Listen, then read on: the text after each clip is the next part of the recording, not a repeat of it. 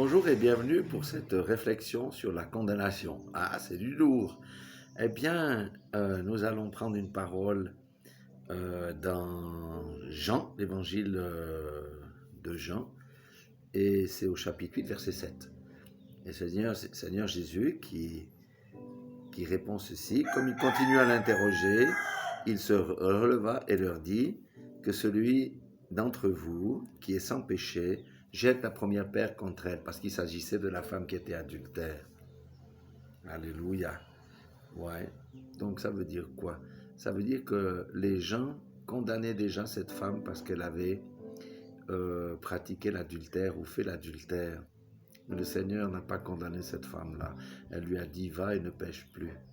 Mais nous, les chrétiens, nous sommes champions du monde pour condamner les gens et juger les gens.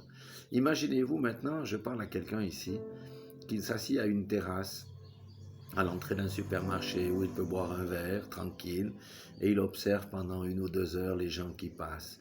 Et qu'est-ce qui se passe lorsque vous observez quelqu'un qui passe devant vous tranquillement, nonchalamment, avec des piercings sur tout le visage et des tatouages sur les bras et comme c'est l'été, des tatouages sur les genoux, sur les mollets, etc. Que se passe-t-il?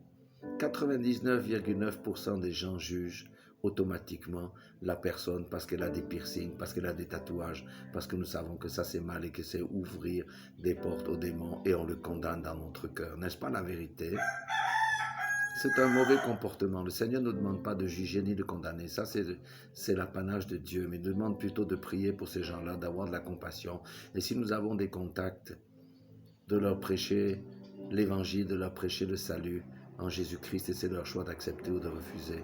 Mais voyez, ayons plutôt de la compassion pour ces gens-là et prions, même dans notre cœur, ou prions tranquillement pour ces personnes qu'on a vues dans la journée, pour qu'ils puissent rencontrer la lumière et rencontrer le Seigneur et être délivrés de toutes ces choses que ces tatouages et ces piercings occasionnent dans leur vie. Voilà, soyez tous bénis dans le nom puissant de Jésus-Christ, et cette exhortation s'adresse à moi aussi en premier lieu. Voilà, que le Seigneur nous aide à faire un pacte avec nos yeux et avec nos pensées pour éviter les jugements et la condamnation. Alléluia.